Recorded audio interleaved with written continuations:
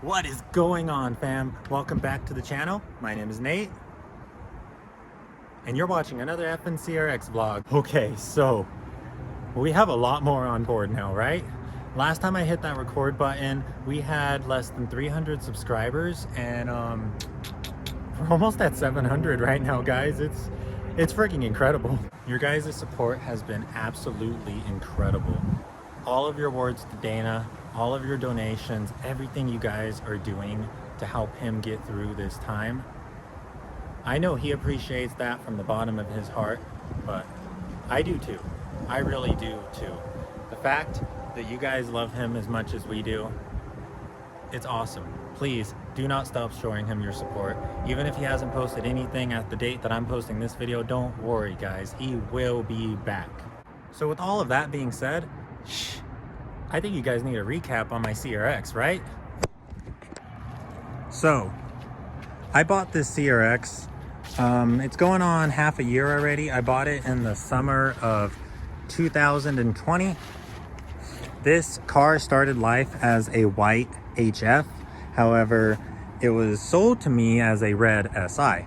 I originally thought it was an SI until we got up to the location and thought, that's not a real sunroof. And this wasn't even a red car to begin with. The interior was white and it had been spray painted a couple times. It had originally been resprayed white, and then there was primer over that second layer of white, and then it was sprayed red. However, I uncovered two coats of red paint, two different shades of red paint. I sanded down the first layer of paint, and then I found a much darker red underneath it. So I sanded again a little more. I was just curious. I just wanted to see what was going on. And I ended up finding a lot of Bondo. I ended up finding a lot of imperfections covered up. And so I decided to sand this car all the way down. I wanted to see everything that was going on with it. I discovered that this car at some point in its life had taken a pretty bad crash towards this back end. It had pretty much like almost half an inch of Bondo on this quarter panel. As you guys can see, that quarter panel still isn't perfect. However, I have pulled it out a lot.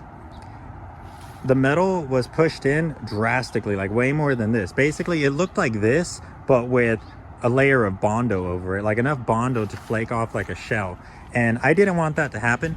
If you guys have never done body work, or if you guys aren't experienced with that side of the car world, when you use too much Bondo, when you use Bondo the way it was on this car, you basically get a shell over the car, and over time that shell is going to separate from the bare metal, and well, it's going to crack. And after it cracks, well, it's going to chip off. And I've seen some pretty bad instances where you get entire chunks of your car just falling off just because of improper Bondo work. And well, I got a little nervous. I didn't want any of that, and personally, I don't really like Bondo. Like, my thing is, if you can't knock against the panel and hear the same consistency, like the same note throughout the entire car, then you've used too much Bondo. Bondo, in my opinion, should only be used to fill tiny imperfections, but it shouldn't be used to create an entire panel. So given the condition that the car was in, and immediately after, we met our good friend and mentor Chris, Lazy Man Garage. If you guys do not follow Lazy Man Garage, please do. Chris has been one of our absolute biggest supporters since day one, and he is the reason that I found the confidence to take on this car. Using Dana's videos and with Chris as a mentor, I taught myself how to paint. I have never ever touched a spray gun before I bought this car, okay? Painting this car was my absolute very first experience spraying paint, building a paint booth, mixing paint, handling paint, doing body work, all of that stuff. Absolute first time I ever did any of that stuff. At Lazy Man Garage, Chris taught me how to do body work. He taught me the basics, he taught me the ropes, and he supplied me with pretty much everything I would need to get started. All of the videos are there, you guys, from day one to this. You guys can see the entire progression. The only thing that I did not record, because I I was hella behind on videos at the time. My camera was absolutely full and I had absolutely no storage whatsoever. So I was unable to record spraying the seam trim black. But other than that, everything that I have done on this car has been documented and has been recorded. One thing I need to make clear though is that I am not a professional. I do not know what I'm doing. I do not do this for a living. I am learning, just like all of you guys. The only reason I'm doing this is because, well, I love EFs. So the paint I used was a Summit Racing Viper Red single stage. My idea was to buy a cheap paint that was very, very close to real red that I could learn on. I could waste it. If I sprayed the entire car and it came out like crap, you know, I'm 120 bucks down the drain. No big deal, right? Second was I wanted to lay a clear coat over it. So I took a spare hood that we had and I sprayed it with the Viper Red last night. And then I sprayed 2 coats of clear coat over it. And, oh, guys, it is absolutely incredible. It feels amazing. Yes, there is orange peel, but that can be cut and polished out. The reason you use clear coat is to fix imperfections, to fix paint imperfections. Once you lay down the clear coat, if you lay down a thick enough layer of clear coat, you can cut like half of that down and you could get it to be super glossy, super smooth, and pretty much looking like an expensive 2-stage paint job. So last night I sprayed this hood with clear coat. I had the heat lamp on one side, the heat gun on one side. I did my absolute best.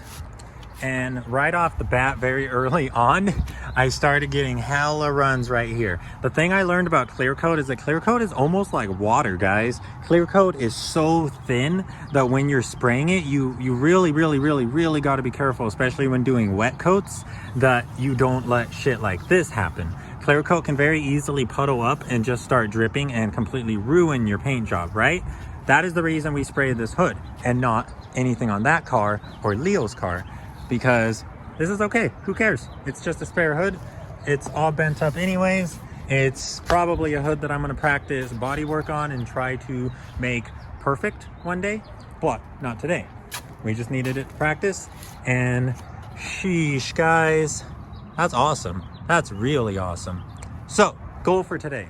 I wanna drop an engine into this car possibly tomorrow, possibly.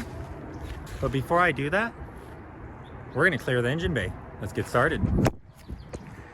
Right off the bat, I'm gonna completely disassemble my front end. So for anyone new here, anyone that does not own an EF, this is how you do it. You're gonna have only one screw that actually goes to the bumper. That is gonna be this long screw right here. You need to remove those 2 screws on both corner lights or turn signals. The turn signals will pop out. You're gonna have 10 millimeters inside of there, and then you're gonna have these guys on the sides. So once you remove those 10 millimeter bolts and the screws, this bumper will easily pop out. After that, you're gonna have 2 10 millimeters for the headlights on top. You're gonna have 1 10 millimeter going in like that, and then you're gonna have another 10 millimeter which holds the fender bracket to the headlight. After all of that, your headlights will pop out. So I'm gonna put you guys on a time lapse and you guys can watch me disassemble my front end.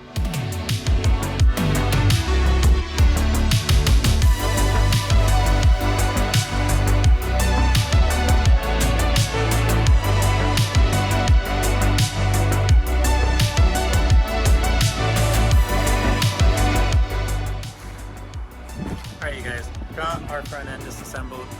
Kind of just wanted to show off my beautiful Stanleys to you guys. So I don't know if Joel watches the videos, but he has been trying to get a pair of Stanleys off of me for a very long time, and I am so freaking sorry, buddy. But I do restore these. I heat them up, I open them up, I polish them all out. I just try to get them clean and I try to get them beautiful because I really like Stanleys, guys. However, I didn't have to do anything for these ones. I actually found these ones from a car that looked like it had been garage kept its whole life and unfortunately ended up in the junkyard. But anywho, I just haven't had time to focus on Stanleys. Haven't had time to do it. But Joel, I am so sorry. I will reply to you eventually. But not today because I'm going to clear this. from this point, we pretty much have everything out of the way. I did unmask my subframe. I had that masked up for pretty much the entirety of my ownership of this car, but I come to realize that the masking wasn't really super effective. As you guys can see, there's primer in the edges and stuff like that, and we're no longer spraying color coat, so I'm not too worried about overspray of clear coat on this thing.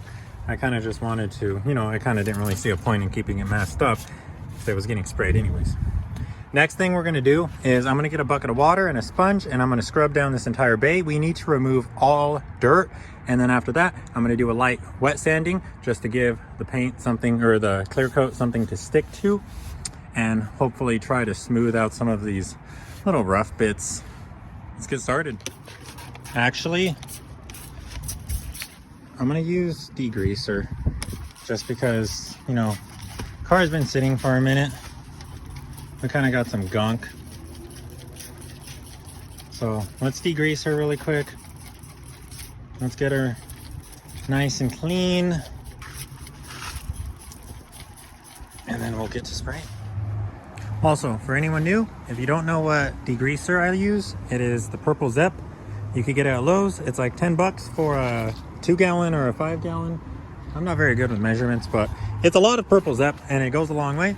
It's a great degreaser. I love it. I've been using it for a very long time, and the engine bay is all clean now. So from here on out, I'm gonna spray it with the water, and I'm gonna give it a light little scruff. I meant to pick up some Scotch-Brite at the paint store, but unfortunately I forgot and I did not get any, so we're gonna use a 500. This is actually a little too rough, but the next thing I have is a 1200, which is gonna be too light, too fine. So we're just gonna be really gentle with this. We're basically just gonna go over the bay. We're not trying to remove any paint. We're basically just trying to create a texture that the clear coat can adhese to. Adhese. Is that a real word? Adhesion? What are you doing, buddy? When wet sanding, be sure to soak not only the surface, but the paper as well.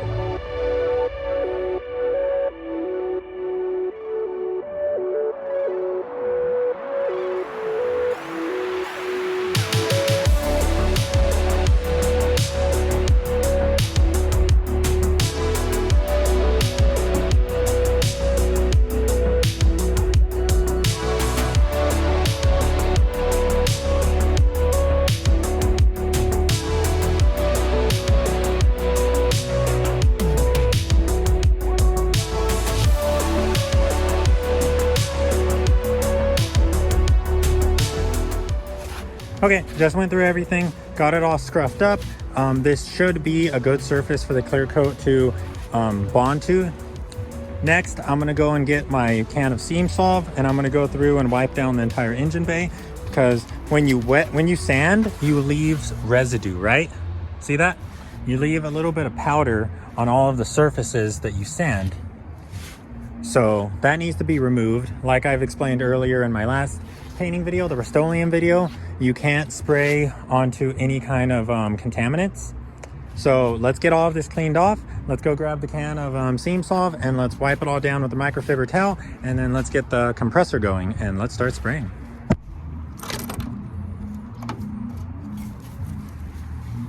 This is the product that I use to prep for any kind of painting that I do.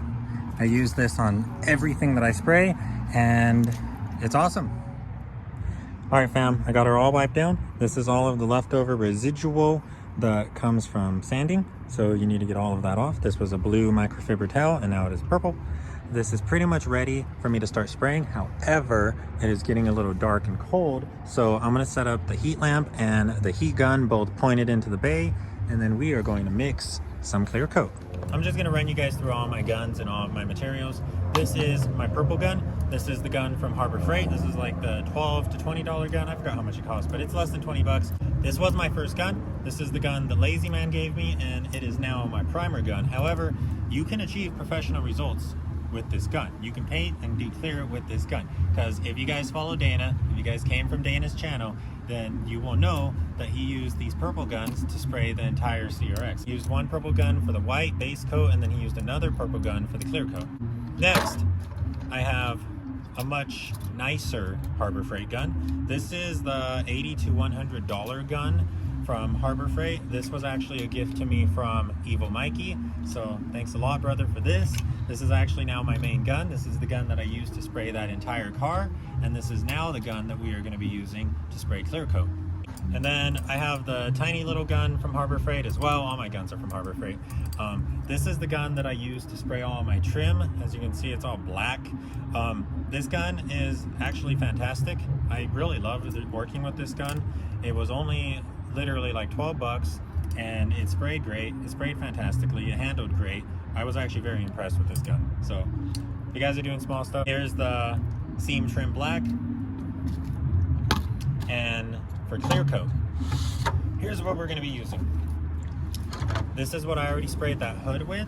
This is just Speedo Coat Clear. It's just a cheap eBay clear. It did not cost much at all. This brand, this company was recommended to me from Evil Mikey. Evil Mikey, for all of you guys who are new, is my buddy who has the wide body EJ1. It is now red. When it first appeared on the channel, it was blue, and then it was gray. It is now red. He's on stance cups. It's really cool.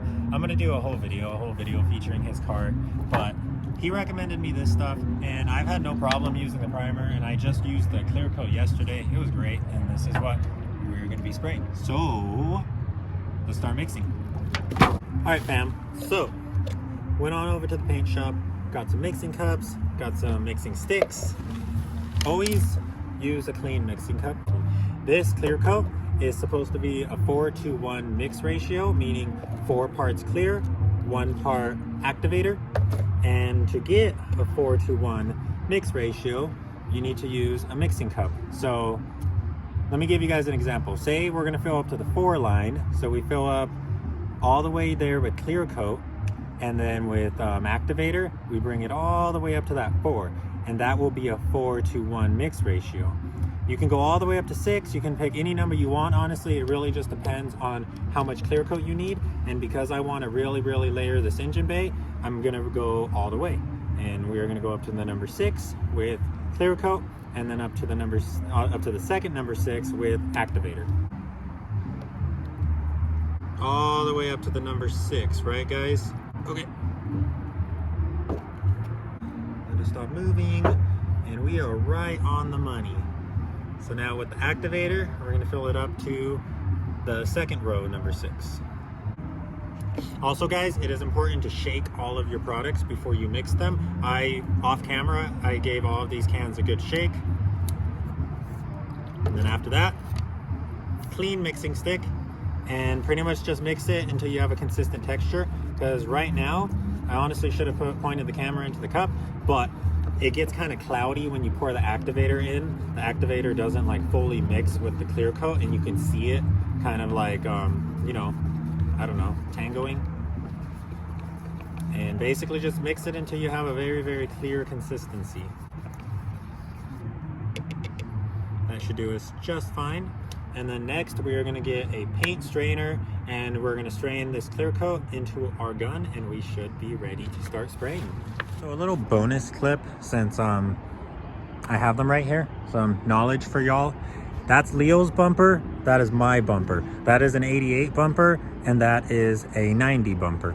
So let me show you guys some of the differences. One of the main differences with the 88 chassis, the 88 CRX, is we have fat trim. Our trim on the side is fat compared to the trim on the 90. 90s have thin trims. So you can already see the difference in trim right here. My trim goes all the way into where the corner light is, and the 90 trim stops halfway there. That's one of the main differences. The other difference is that they have the fog light cutouts. Leo's are already cut out because his car once upon a time had fog lights, but on the 88 were solid. I don't even know if we had the option to have fog lights. And then because my car was boosted in the past, oh, also something else I didn't tell you guys, this thing used to be a race car. This thing used to have a turbo kit and everything, and it was all cut out for the intercooler. So that's pretty cool because we are going to be running an intercooler.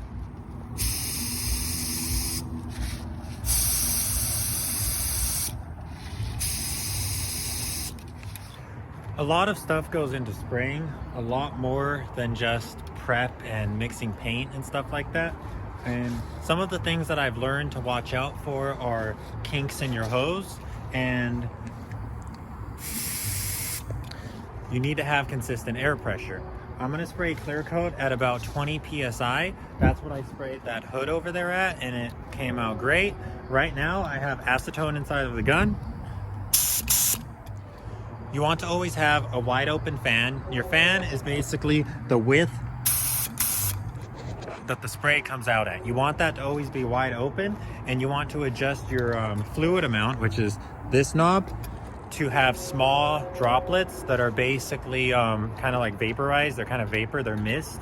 Atomized, that's the correct word. You want to atomize whatever product you are spraying, and fluid amount and pressure is what determines that.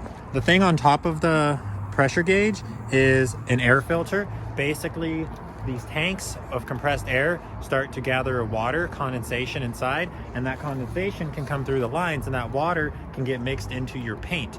And paint mixed into water is absolutely no bueno. So we use these filters. It catches all the water and it keeps that from happening. So let's get our clear coat strained into the gun, and we're gonna start spraying. Okay, really quick, I'm actually gonna bust off these control arm nuts just because I don't want to cover them in clear.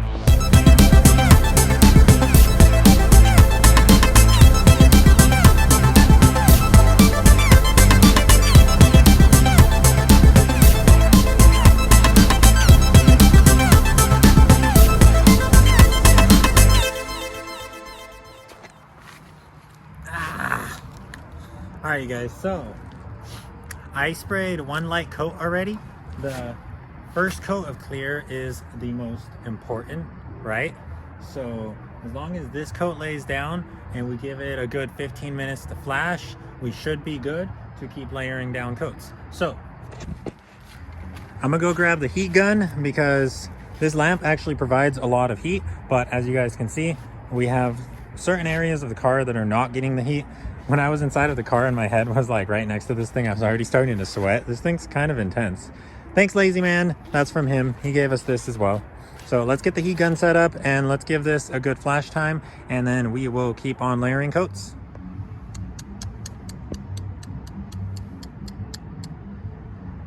Yep. We need to spray lighter. That was a little too thick in the front. Clear coat is very watery. It's almost like just pouring a water bottle into your gun and spraying all of that. Like, clear is very watery, so you really need to make sure your gun is constantly moving.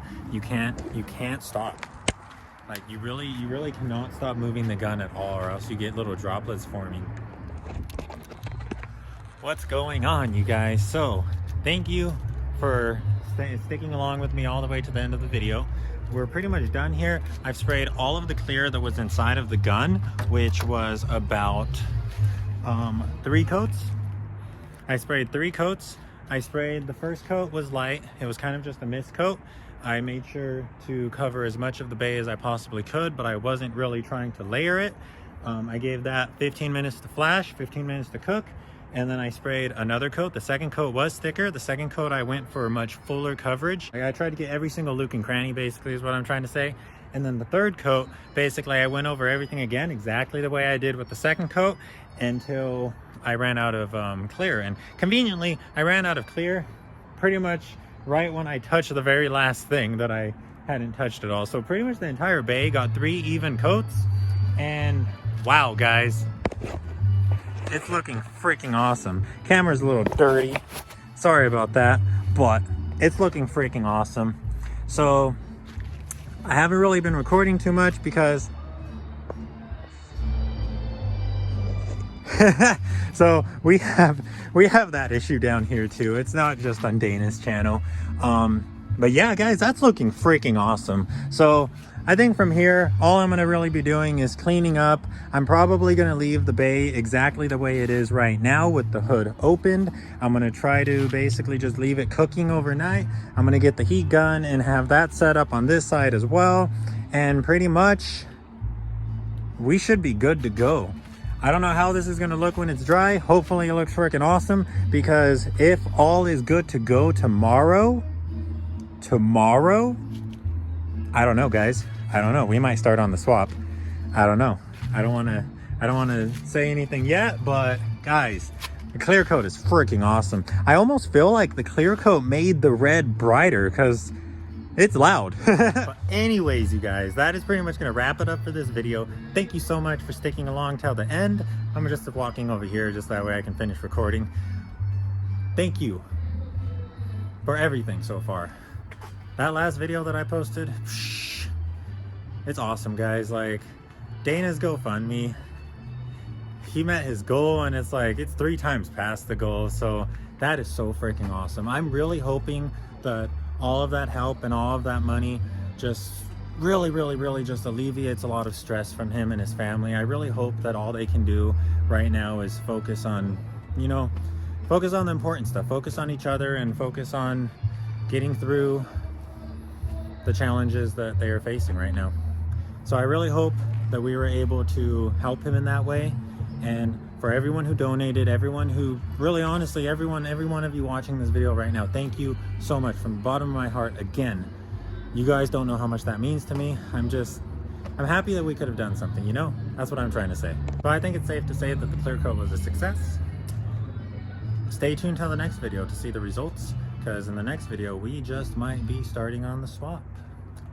Until then, guys, like, subscribe, comment, let me know what y'all think. Let me know if you're excited for the paint job, because I am.